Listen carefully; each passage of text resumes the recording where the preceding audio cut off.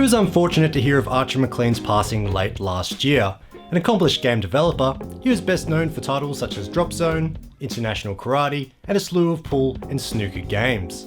About a year ago, I came across a title of his I wasn't aware of, called Archer Maclean's Mercury, on the PSP. It was handy that he stuck his name on everything as a sign of quality, as I may have completely disregarded it otherwise. I never knew he was still developing games in 2005, but because it was 2005, it was actually a launch title on the PSP in Europe. It appears to be his second ever last release game. The very last, if you're curious, was a futuristic racing game on the Wii called Wheelspin, released in 2009. This was renamed to Speed Zone in the States. In a brief summation, Mercury is a puzzle game based on the unique physical properties of the element it is named after. The gameplay could be explained as a mix between Marble Madness and Super Monkey Ball, but let's not oversimplify. The premise for Mercury is based on a ball maze minigame found in another of Maclean's releases, Jimmy White's Cue Ball World.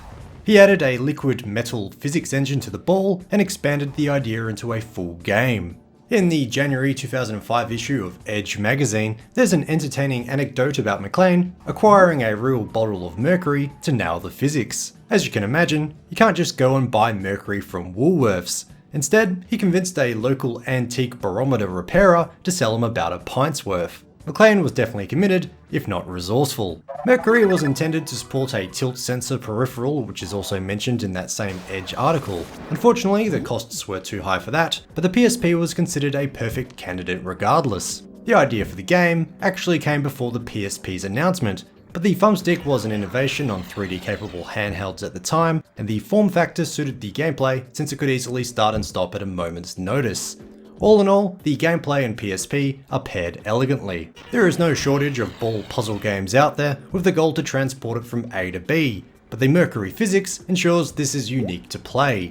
It reacts to the environment peculiarly but also predictably. It can split over a dozen times too, which leads to very challenging but diverse situations. Even while split, all portions will move in the same direction. Many puzzles are based around this idea. There's also a way of quickly losing mass over the edge if you're not paying attention. Overall, the level design is in the upper echelon of quality. There are a total of 72 levels according to the manual, and the continuous ingenuity kept me surprised. Not once did the gameplay start to feel stale. The levels are split between 6 worlds, although there are 3 distinct level types mixed throughout. The race levels are more about getting through the challenge promptly, rather than keeping the Mercury loop as large as possible. Percentage levels, on the other hand, revolve around saving as much mass as possible and include more lenient time limits. Task levels are purely puzzle based. The goal is to activate beacons and other such devices which usually require a certain colour of Mercury. The colour can be changed by moving the Mercury through paint shops, although other colours can be created by mixing 2 different coloured Mercury blobs.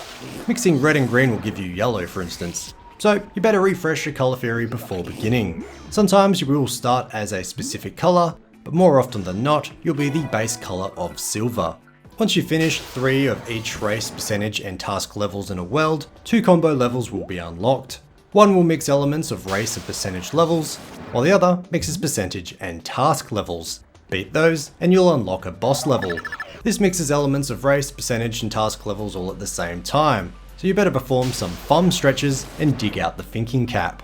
That's not all, however. Each level is also scored. If you reach a high score for every single level in a world, a bonus level will be unlocked. Earn the highest score in every one of those, an entirely new world will then unlock. Personally, I got nowhere near achieving that, but how's that for replayability? As if 72 levels weren't enough.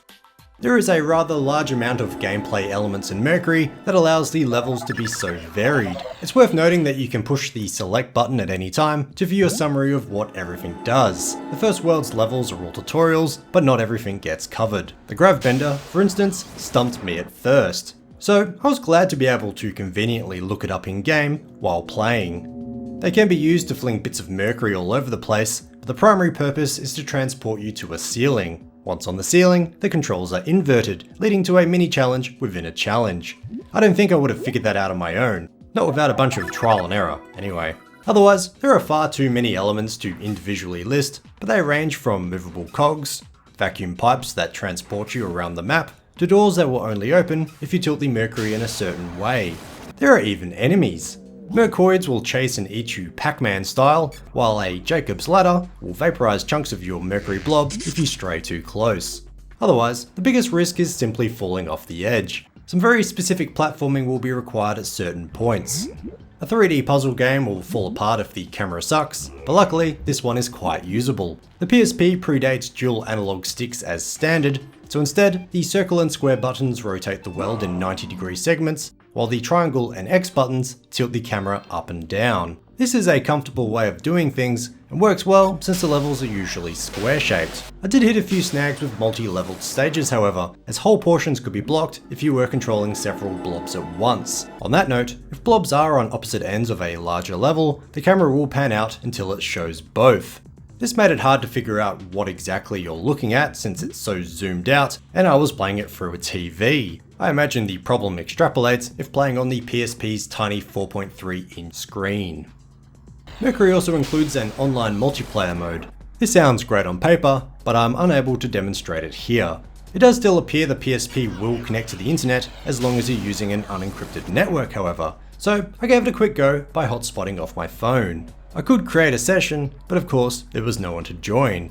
I could also search for a current session, but as you can imagine, none were active. I didn't receive any network errors however.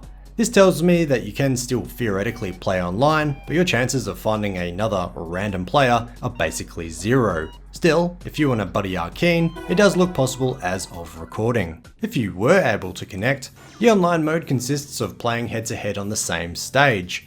Your opponent appears as a transparent blob in real time, and the objective is to finish before they do. This does sound fun, but there is a finite number of levels to play at the end of the day, so the fun wouldn't exactly ever be endless.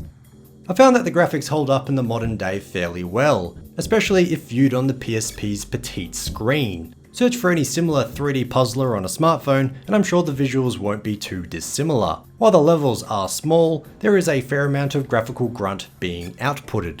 There is some slowdown from time to time, but nothing game-breaking. Everything includes that mid-2000s shininess, along with plentiful particle effects, high-resolution textures, transparency, and of course, the blobs of Mercury themselves. Evidently, the development team put a lot of effort into how the star of the show looks and reacts to the environment.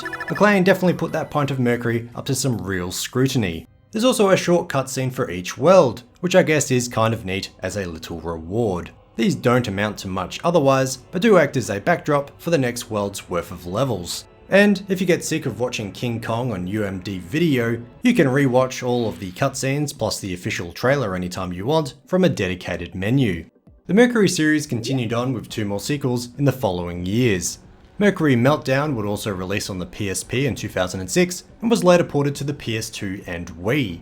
Later, in 2011, Mercury HG would see a release on the PS3 and Xbox 360.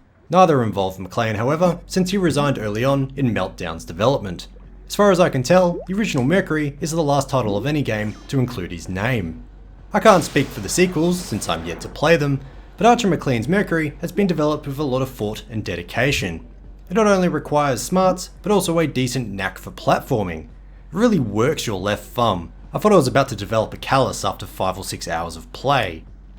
I really don't play my PSP as much as I should, and that's a shame. The games are cheap and plentiful at the moment. I've built a solid collection over the last few years. I would also like to cover more Archer Maclean. I have covered Super Drop Zone in the past, but would you be interested in a video about his final game on the Wii? Sound off in the comments section. I want to hear your opinions. It would be my first Wii review, and I would like to know if we're all ready for that. The console is nearing 20 years old after all, whether we like that fact or not.